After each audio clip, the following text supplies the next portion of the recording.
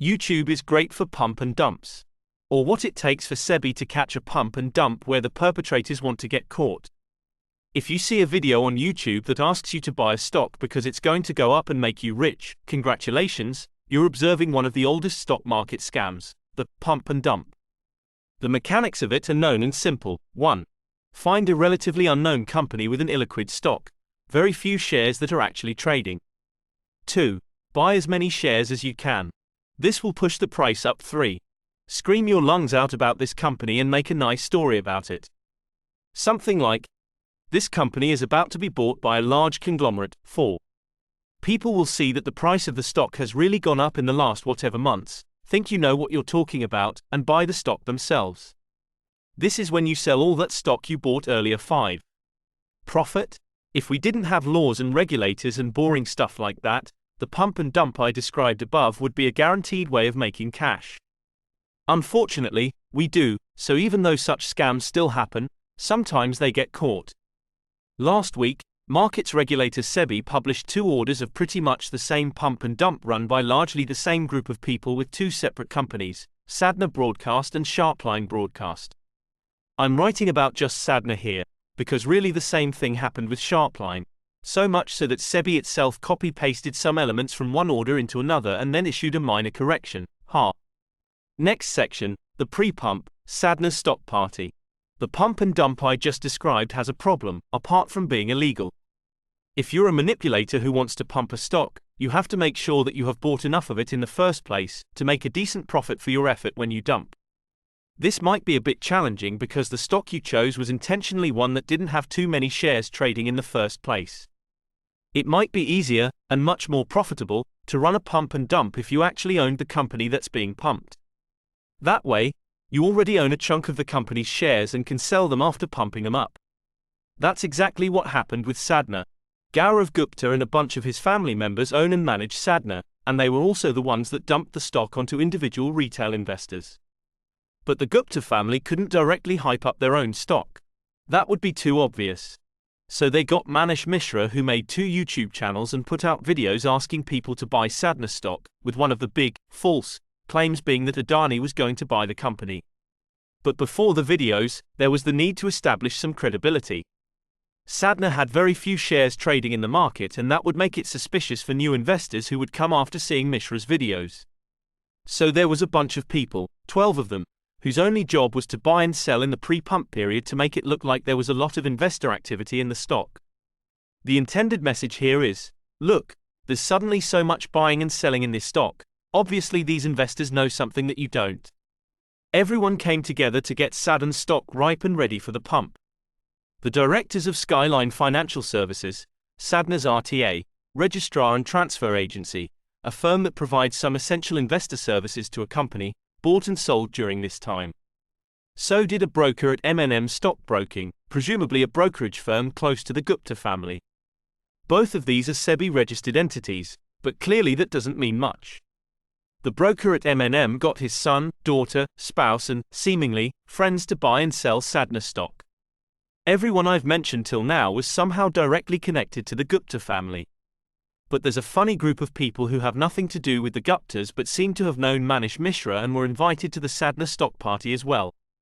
These are Ahuti Mistry and Arshad Warsi and family. Mistry runs a celebrity management company, and Warsi is, well, a celebrity. So that's how they know each other, I guess. Both of them added to Sadhana's volumes during the pre-pump. All of this happened between April and mid-July last year.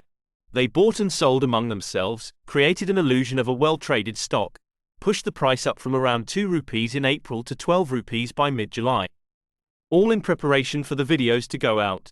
Next section, the dump. Sadhana's stock after party. Before I read SEBI's order, I had absolutely no idea just how easy it was to get viewers and subscribers on YouTube if only you were willing to spend on ads. Manish Mishra made 2 YouTube channels to promote Sadhana, uploaded 5 videos, had 1.5 million subscribers and more than 30 million videos. He spent 64 lakh rupees, $78,000, on ads. His wife and he made only about 20 lakh rupees in profit from Sadhana, so it's a bit sad, really. Anyway, so Mishra's videos were out and people fell for them and bought Sadhana stock. That's when Gupta family and friends started selling Sadhana stock. Unlike Mishra and his wife, the Guptas made quite a lot of money.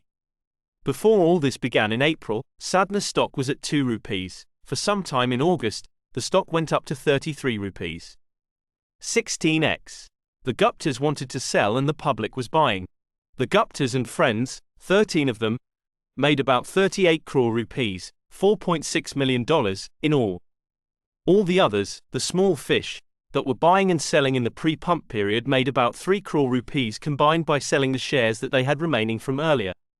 According to SEBI, Arshad Warsi, his wife, and his brother, together made about 75 lakh rupees from the pump and dump. And yet, here's Arshad on his Twitter: "Please do not believe everything you read in the news. Maria and my knowledge about stocks is zero, took advice and invested in Sharda, and like many other, lost all our hard-earned money. I'm sorry, but it's hilarious that he got the name of the company wrong. It's Sadhana, not Sharda. Sharda is an anagram of Arshad, not the stock you bought and sold, dummy." But Warsi says that they lost money while SEBI claims they made a profit. So what's happening? Turns out, when the price of Sadhana's stock was going up during the dump, when people were buying after watching the YouTube videos, the Warsis sold the stock they had from earlier and did make a profit. But then, as the price continued to go up, they probably thought that they sold a good stock too cheap, and bought some shares again, likely intended to sell them off again at an even higher price later. When the dumping period ended in September, the Warsis were still holding Sadhana stock that they had bought during the dump. At some point, after people stopped coming from YouTube, there would be no one to sell to. The Warsis bought during the dumping period and got stuck with the stock. Just like all those YouTube investors. If you're part of a pump and dump, it is very important to ensure that you buy before the pump and sell during the dump. It's kind of the whole point, else you just pump and dump yourself. Next section. Let's do illegal stuff and all talk to each other traditionally. The way to commit securities fraud is to meet your rich pals at a golf course, talk about golfing and other entertaining stuff for most of the time, but also whisper a bit about the illegal pumping and dumping stuff that you have planned. Okay, I get it. We don't have that kind of time to go golfing now, we're all about swift communication. That's where encrypted communication like Signal comes into the picture. Not ideal, but it works. There were 31 people involved in the Sadhana pump and dump, and all of them spoke to each other using regular cellular phone calls. Stuff that telecom companies have a nice itemized bill for and can share it with whoever asks. Of course, SEBI asked for the records, got them, and easily figured out the connections between each of the groups, eventually all tracing back to the Gupta family. The only other thing these folks could have done to make it easier for SEBI would be to put their plans on a piece of paper and deliver it to the SEBI chief's home. It's obvious that none of these people remotely expected to get caught. Even the directors of a 27-year-old SEBI-registered RTA, registrar and transfer agent, did not so much as attempt to cover their tracks. Imagine having a 3-decade-long career in finance and not caring about doing the bare minimum to cover your financial crime. I think all this says more about SEBI than these folks.